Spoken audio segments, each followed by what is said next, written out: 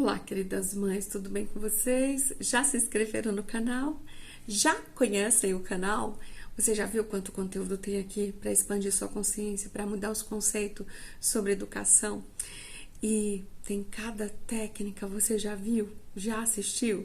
Então deixe seu like, deixe seu comentário para me ajudar aí a trazer os vídeos que vão fazer a diferença na sua vida, tá? Me ajude a transformar esse canal em um espaço onde a mãe tem todas as respostas que precisa, sem se martirizar tanto, sem se culpar tanto, sem ficar desesperada ou se descabelar, né? Então já se inscreveu? Já ativou o sininho para receber novos vídeos? Você já compartilhou com uma mãe amiga? Porque tudo que é bom precisa ser compartilhado. Você se lembra daqueles vídeos que você recebe no WhatsApp, que você imediatamente envia? Cuidado com não sei o que, cuidado com não sei o que. Então, elimina o mal de uma vez por todas, né? Esse vídeo que vem passando por você, que não traz uma notícia boa, quando chegar em você, para ele, apaga ele, não passa para suas amigas, tá? Porque o mal, ele não merece que nós comentamos ele em momento algum. Eu escutei isso quando eu fazia escola na EAE. EAE é a Escola de Aprendizes do Evangelho que tem nos centros espíritas. Se você conhece, parabéns. Se você ainda não conhece, pode ir lá, né, conhecer. Porque é um processo também de começar a reforma íntima dos seres humanos. O que é reforma íntima para nós que não somos espíritas? Ou para você que não é espírita, porque no meu caso eu sou. Então, por exemplo, uma pessoa que não sabe o que é reforma íntima, para quem não é espírita, é o autoconhecimento, é a busca interior.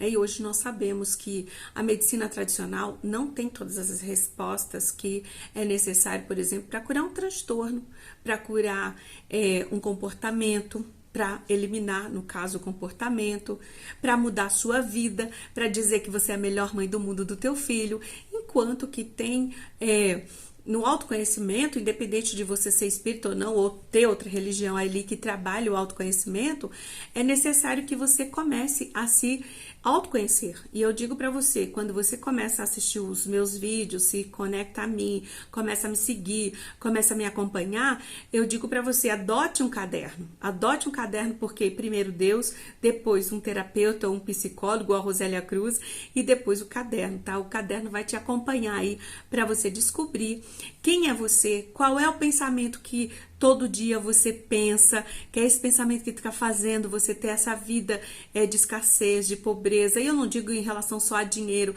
eu digo em relacionamentos abundantes com teu filho. Eu digo em relação a você ter paz interior, ter um casamento em harmonia. Eu falo de abundância em relação a isso. Prosperidade é você fluir em todas as áreas da tua vida. É isso que acontece quando você começa a se autoconhecer. Então, olha, já te dei aí de cara, nos primeiros 3 minutos do vídeo, o motivo para você estar aqui comigo, né? Porque o objetivo do Mães em Conexão é levar expansão mental para você, discernimento, sabedoria, claridade para você resolver, para você lidar com os conflitos familiares, com as situações difíceis que você não aguenta mais, tá? E o tema do vídeo de hoje é saiba por quê. Muitas vezes, né, algumas crianças não conseguem ler e escrever ou demoram tanto, porque como voluntária de uma escola pública aqui em São Paulo, eu tenho acompanhado crianças, adolescentes, pré-adolescentes, jovens, semi-adultos ali com 18 anos que estão sem saber ler. Entende? Que é aquele, não é nem aquele analfabeto funcional, aquele analfabeto funcional que lembra que antigamente a gente falava que lia o texto e não entendia. Hoje eles não conseguem juntar sílabas, hoje eles não conseguem escrever uma palavra. A gente precisa estar citando ali, ditando as letras. E você quer que o seu filho tenha infelizmente, chegue no ensino médio sem saber ler e escrever? Claro que não. Toda mãe quer que o seu filho já ali nos primeiros anos, né, de alfabetização, no primeiro, no segundo, no terceiro ano, já saiba ler, e é uma vitória, é uma alegria, né? Qual o sentimento que você tem, né, quando você começa aí a ver o teu filho juntar sílabas e ler, né, sem você ficar ali em cima dele, cobrando, exigindo. Então o vídeo hoje é para você que é mãe, né? Para você que é mãe, que está desesperada, se você está assistindo esse vídeo, compartilha com as suas mães amigas. Vamos fazer essa corrente do bem crescer, né? Para que a família tenha harmonia, para que a família tenha paz, para que a família tenha união, para que o lar possa ser um lugar realmente de memórias boas, memórias positivas, porque é dentro do lar onde acontecem as mais cabeludas experiências, gente, negativas, infelizmente. Por que será que isso acontece? Se nós nos amamos tantos uns aos outros dentro de nossa casa, se a família é nosso maior tesouro. Você já se fez essa pergunta? Então fica aqui que você encontra a resposta, tá? Então eu vou começar esse tema perguntando para você. Você duvidou em algum momento, quando o teu bebê ali tinha 1 ano, 9 meses, que ele ia andar e falar? Você simplesmente largou ele, né, ali brincando, olhando para ele, segurando ali no sofá, na prateleira da estante, nos armários, e ele começou, aquela criança, começou a se levantar primeiro de joelhos e depois foi andando e vendo vocês, porque o bebê, ele aprende por exemplos, então ele observa o seu andar, o do pai, o do irmão ou irmã, e ele vai naturalmente descobrindo, né, com a idadezinha dele ali, no tempo dele, que ele também é capaz de fazer aquilo, tá? E hoje, né, na atual situação que você está, você duvida que o teu filho seja capaz de ler? Você duvida que ele tenha todas as capacidades inerentes que vão fazer com que ele leia e escreva e leia? Quais são os seus pensamentos aí que você tem, né, em relação ao ano escolar do seu filho? O ano passado foi muito traumatizante, você teve muitas situações onde você se desesperou, brigou até com o teu filho, acreditando que ele era preguiçoso, acreditando que ele não era capaz, acreditando que ele não se interessava. Qual é o sentimento hoje que você sente? Medo, ansiedade, expectativa ou até medo de ser julgada, né? Pela sociedade, porque o coleguinha aprendeu mais rápido, porque o coleguinha ali se destacou mais e os demais alunos, né? Você precisa se observar para que nós possamos eliminar esse tipo de comportamento e que você tenha essa sensação. Busque na sua memória que sentimento você tinha quando teu filho começou a andar. Quando teu filho começou a dar as primeiras palavras, porque um ser humano, ele já vem com a competência, né? A gente chama de competências, habilidades que vão fazer com que ele se desenvolva naturalmente, leia naturalmente. Mas qual é o maior problema e fator que faz com que o filho não leia, não escreva de forma assim excelente, né? Interprete um texto, ou o básico, né? Fazer as liçõezinhas dele, ali da idade dele. O que faz com que isso aconteça? A cobrança, os rótulos, as críticas, tá? Você não é capaz, você é preguiçoso, você não se interessa pela escola. O medo de ser julgado, você ali em cima, por exemplo, quando você dá um grito porque o teu filho não tá olhando para o caderno, não tá lendo, não tá se esforçando ali, geralmente ele se assusta, então já desenvolve aquele gatilho de que o livro é ruim porque toda vez que eu pego no livro, toda vez que eu pego no caderno, a minha mãe briga comigo, a minha mãe me bate, a minha mãe me xinga, ela fica brava, né? Então a criança, toda vez que ela vê o livro, ela não vai querer ler. Ela não vai querer estudar, ela não vai se concentrar, porque ela fica em estado de tensão. Ixi, daqui a pouco minha mãe vai dar um grito. Nossa, daqui a pouco ela vai me ameaçar com chinelo. É esse o gatilho que o teu filho vai ativar, tá? E eu gosto muito de citar uma frase que, para nós terminarmos aí o vídeo, que eu não quero que você demore muito, eu quero fazer vídeos curtos para que você possa assistir e assistir várias vezes, né, na correria do dia a dia, porque é de suma importância que você tenha esse conhecimento, tá? Então eu gosto de citar muito a frase do Paulo Vieira, do livro Educar, Amar e Dar Limites, né? Ou o título original é Impor Limites. Como eu não gosto muito da palavra impor, né? Impor vem, né, de pessoas que querem impor sua vontade, né? Impor limites. Então você ali tá exigindo. E eu quero tirar, sabe, esse estado que a mãe tem que ter, né, de impor. Você pode educar filhos suavemente, com uma voz mansa, com uma voz tranquila. E nós, quando a gente traz essas palavras ainda, me perdoe, Paulo Vieira, me desculpe, eu não estou julgando o seu trabalho, que é maravilhoso, mas a frase dentro do título, né, aí, impor limites, né, traz um tom de autoridade, né, de autoritarismo, né, de imposição, né, aquela pessoa que é ditadora, eu imponho, eu vou ser obrigada a fazer isso. Então eu quero eliminar, mudar esse conceito da educação, porque você pode educar filhos com voz mansa, com voz meiga, porque o teu filho é uma das coisas melhores que aconteceu na tua vida, com certeza, assim como os meus filhos são para mim. Eu sempre pensava, gente,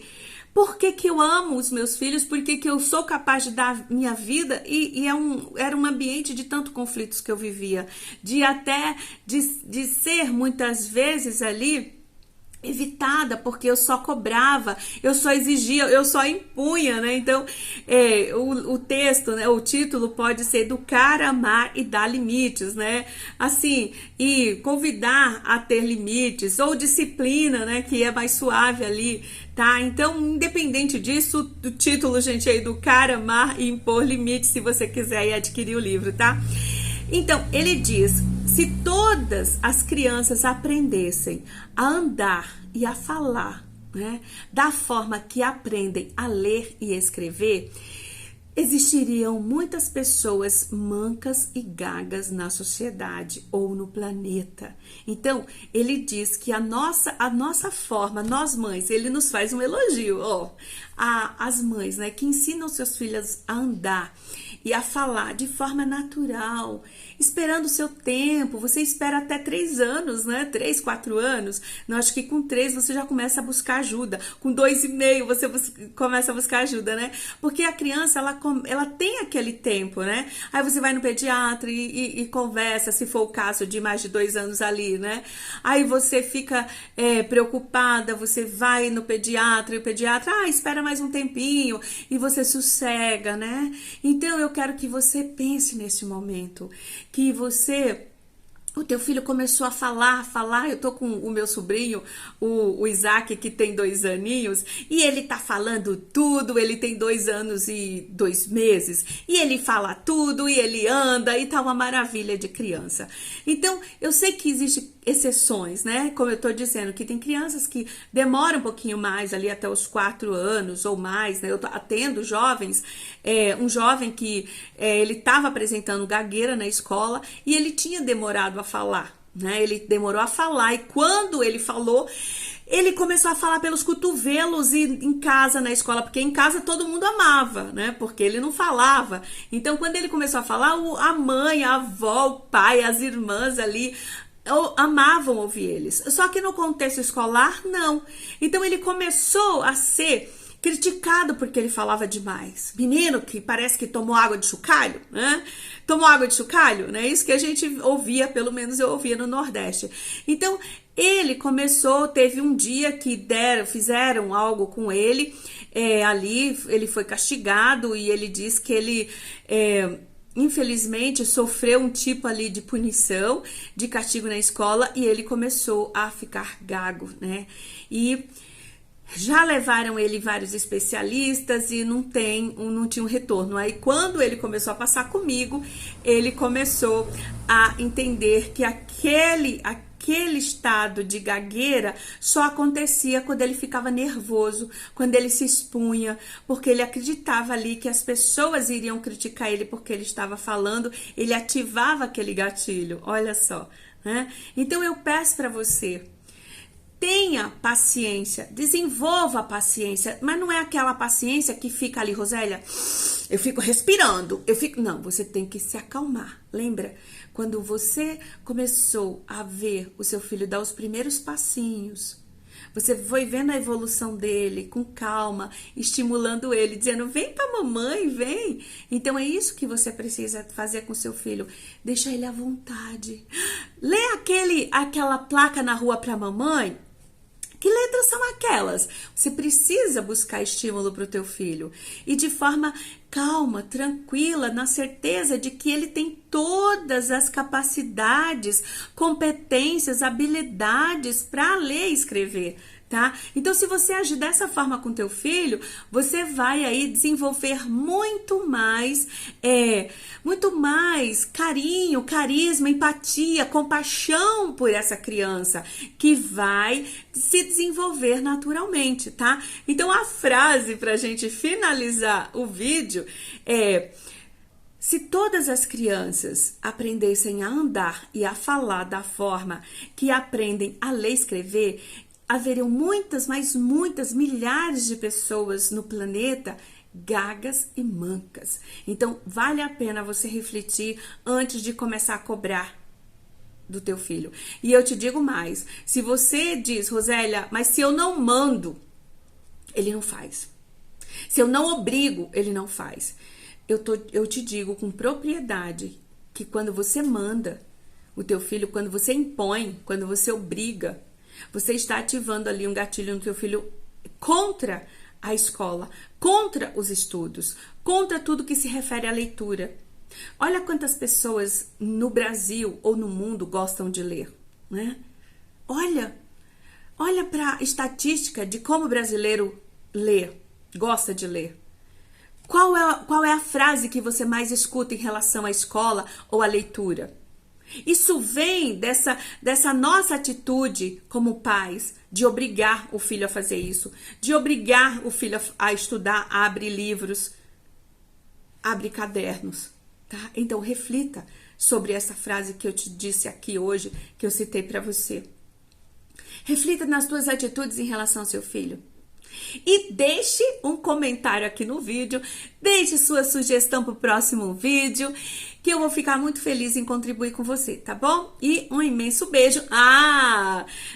Deixe o seu like, se inscreva no canal, ative o sininho e compartilhe com uma mãe amiga. Você deve ter uma mãe amiga, ou você tem inúmeras mães amigas, né? Então, vem comigo, vamos fazer esse canal crescer? Um imenso beijo para você e até o próximo vídeo.